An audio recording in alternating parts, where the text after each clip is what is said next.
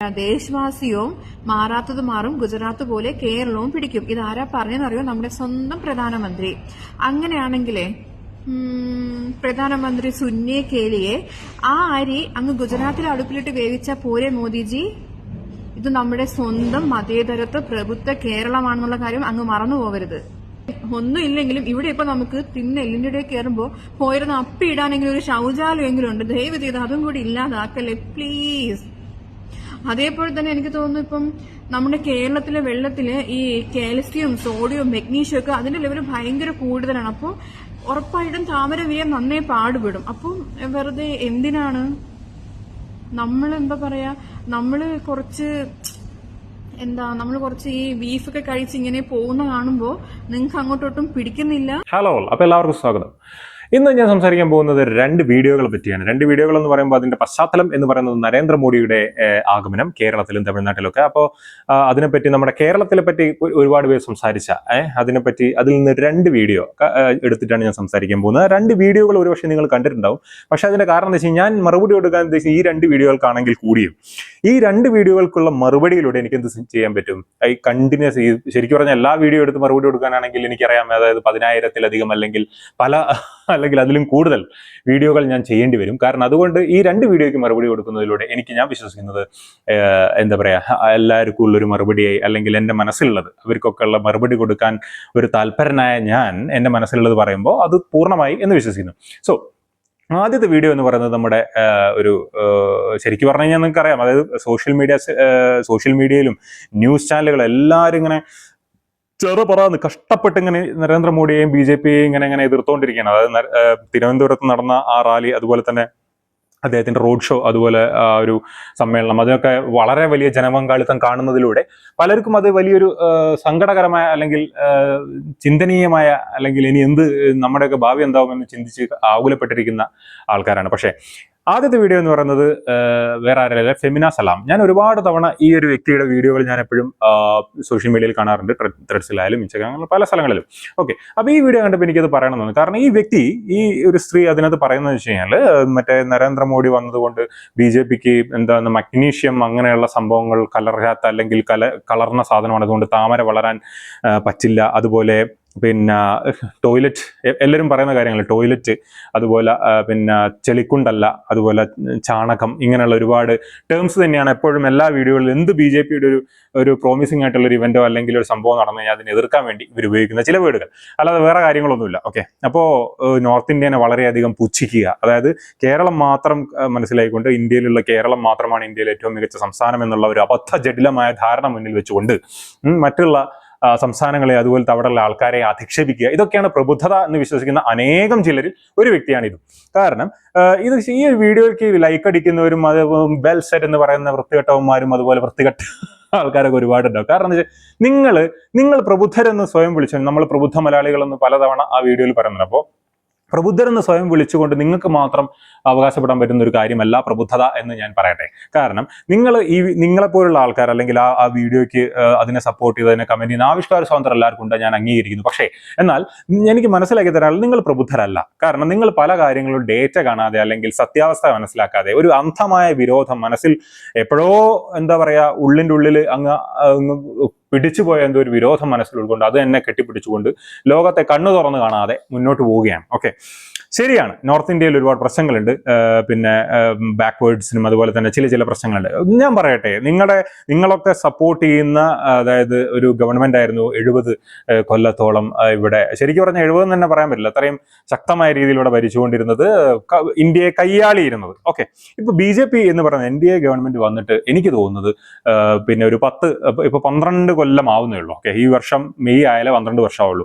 അപ്പോൾ ഇത്രയും വർഷത്തിനുള്ളിൽ നിങ്ങൾ എക്സ്പെക്ട് ചെയ്യുന്നത് നിങ്ങൾ ഇന്ത്യയെ അത്രയും വർഷം ഭരിച്ച് മുടിപ്പിച്ച് നശിപ്പിച്ച് ഇക്കോലത്തിലാക്കിയത് നല്ല കാര്യങ്ങൾ ചെയ്തിട്ടുണ്ടോ UP എന്ന് ചോദിച്ചു കഴിഞ്ഞിട്ടുണ്ട്.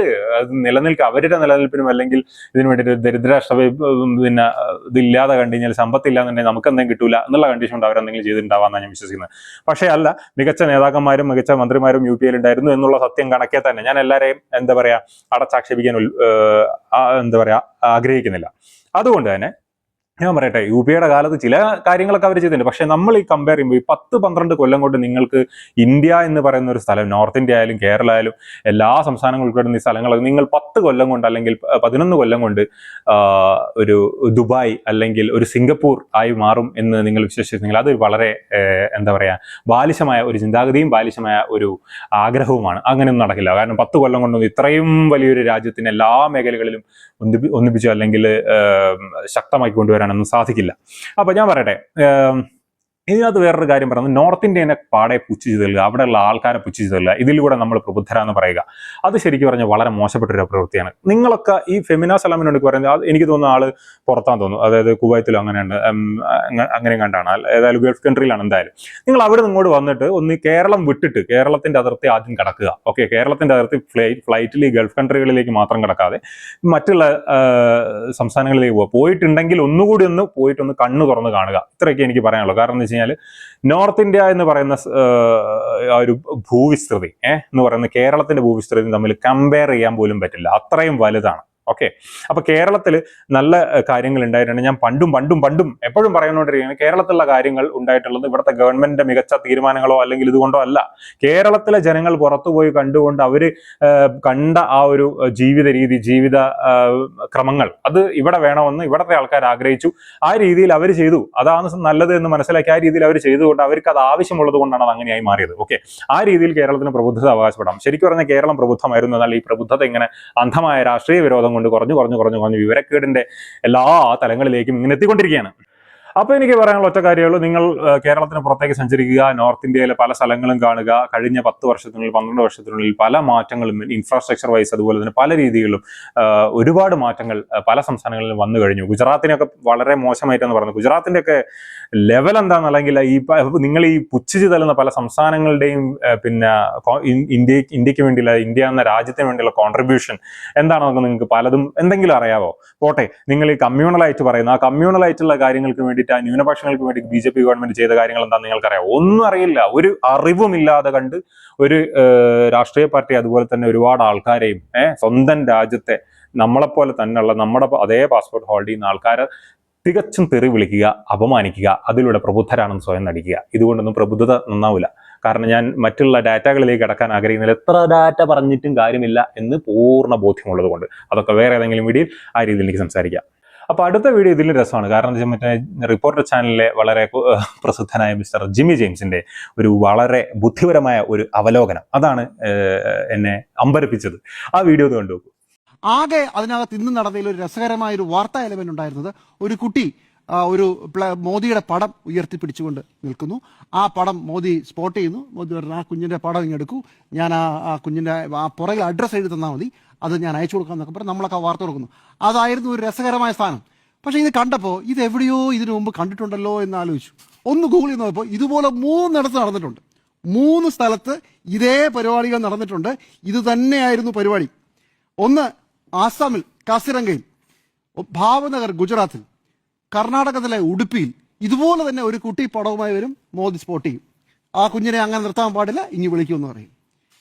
ഗുജറാത്തിലാണെങ്കിൽ രവി പർമാർ എന്ന് പറയുന്ന 13 വയസ്സുകാരൻ്റെ പേരിൽ പിന്നെ ഒരുപാട് ഇന്റർവ്യൂകളും സാധനങ്ങളൊക്കെ ഒന്ന് അതങ്ങ് വൈറലാകുന്നു.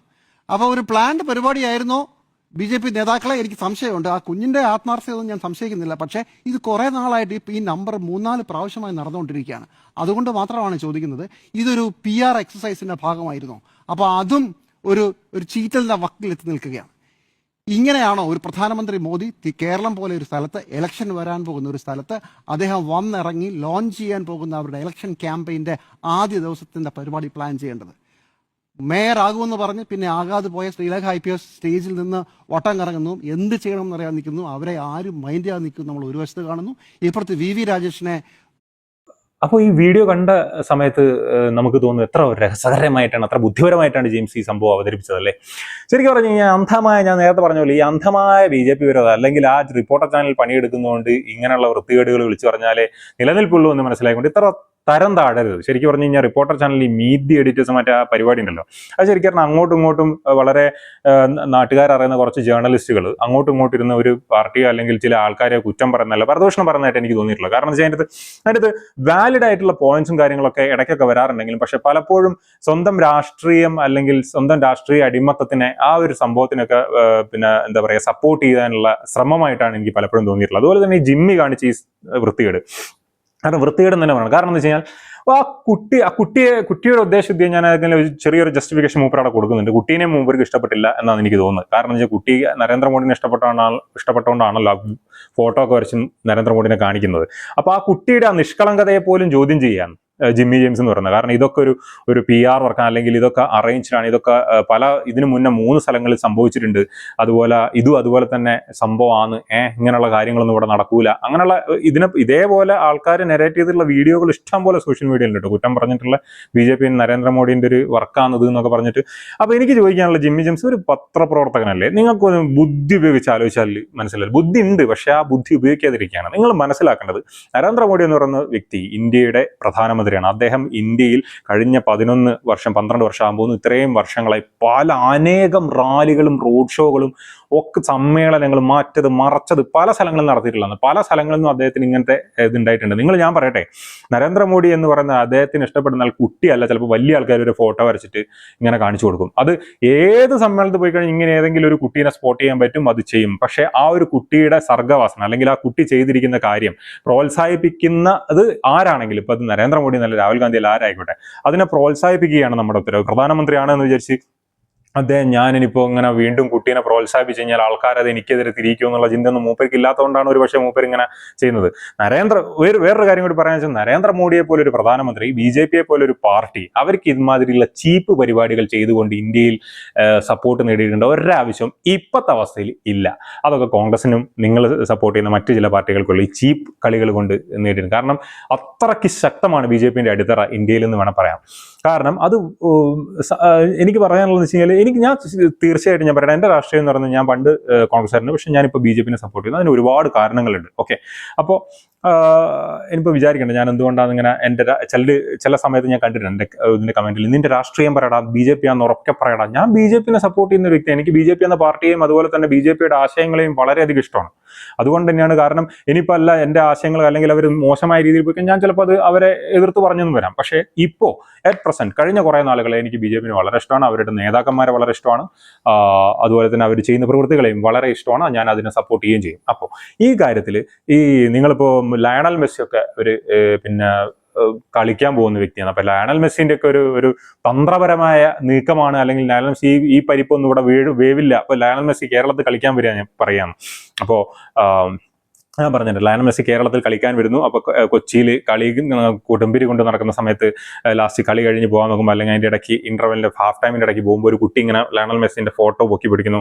ലയണൽ മെസ്സി ഇന്ത്യയിലാണ്, ഇന്ത്യയിൽ ഫുട്ബോൾ അത്ര വലുതായിട്ടില്ല എന്ന് ലയണൽ മെസ്സിക്ക് അറിയാം. അപ്പൊ ലയണൽ മെസ്സി കുട്ടീനെ നോക്കിയിട്ട് ആ ഫോട്ടോ തരൂ, ഇതാക്കി തരൂ എന്ന് പറഞ്ഞ സെക്യൂരിറ്റിക്കാർ അത് വാങ്ങുകയാണെന്നുണ്ടെങ്കിൽ, അത് വാങ്ങിപ്പിക്കുകയാണെന്നുണ്ടെങ്കിൽ, അപ്പൊ തന്നെ നിങ്ങൾ പറയല്ലോ, ഇപ്പോൾ കുറെ ബ്രസീൽ ആരാധകർ കയറി വന്നിട്ട് ലയണൽ മെസ്സി ഈ പരിപ്പൊന്നും കേരളത്തിൽ വേവില്ല എന്ന് പറഞ്ഞതിൻ്റെട്ടായിരിക്കും. കാരണം എന്താ വെച്ച് കഴിഞ്ഞാൽ, ഇങ്ങനെയുള്ള സംഭവങ്ങളൊക്കെ ലയണൽ മെസ്സി പല സ്റ്റേഡിയങ്ങളിൽ സംഭവിച്ചിട്ടുണ്ട്. അതുപോലത്തെ ഒരു സംഭവം തന്നെയാണ് ഇതൊക്കെ ഇങ്ങനെ ഇതാക്കിയിട്ട് ഇത്രയും റെപ്യൂട്ടഡ് ആയിട്ടുള്ള ഒരു ചാനലിൽ വിളിച്ചു പറഞ്ഞ് ഇതൊരു ചർച്ചയായി മാറ്റിയിട്ട് അതിനെ അംഗീകരിക്കുക, അത് മൗനാനുവാദം ഇങ്ങനെ ചിരിച്ചു നിൽക്കാൻ വേറെ കുറെ ഉത്തരവാദിത്തപ്പെട്ട ജേർണലിസ്റ്റുകൾ, ഇതൊക്കെ എനിക്കിത് കാണുമ്പോൾ വെച്ചാൽ, നിങ്ങൾ ക്ലാരിറ്റിയോടുകൂടി സംസാരിക്കുക. അതായത് നിങ്ങൾ BJP ഗവൺമെന്റ് എന്തെങ്കിലും മോശപ്പെട്ട കാര്യങ്ങളുണ്ട്, അതിനെപ്പറ്റി എതിർത്ത് അതിനെ നന്നാക്കാൻ വേണ്ടി സംസാരിക്കുക. ഇമാതിരി വൃത്തികെട്ട അല്ലെങ്കിൽ ഇതുപോലത്തെ ആരും വില കൊടുക്കാത്ത കാര്യങ്ങൾ ഇത് എന്തെന്നായത്, ചാണകം, ടോയ്ലറ്റ്, പിന്നെന്താ പ്രബുദ്ധത, ഈ 3-4 കാര്യങ്ങൾ വെച്ചിട്ട് നിങ്ങളിങ്ങനെ ഒരു ഗവൺമെന്റിന് അല്ലെങ്കിൽ അതിലുള്ള ആൾക്കാരെങ്ങനെ എതിർക്കുക എന്ന് പറയുന്നത് വളരെ അധികം സങ്കടമുള്ള, അല്ലെങ്കിൽ എന്താ പറയാ, മനുഷ്യന്മാരെ ബുദ്ധിയെ ടെസ്റ്റ് ചെയ്യുന്ന ഒരു സംഗതിയാണ്. അപ്പോൾ അത്രേ എനിക്ക് പറയാനുള്ളൂ.